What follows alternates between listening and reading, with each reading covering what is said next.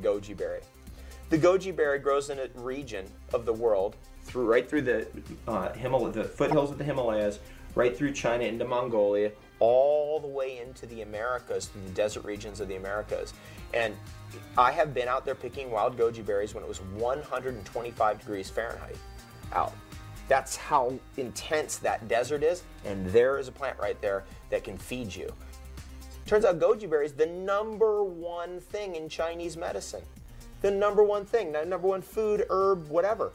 And it itself, the genus was named Lyceum, Lyceum. What does that mean? It means school of learning, because the Taoist mythology around the goji berry is that by eating it, it teaches you all the other aspects of the Chinese medicinal system. What a concept. I mean, just this idea that we could learn something from a plant. This is the power of a superfood.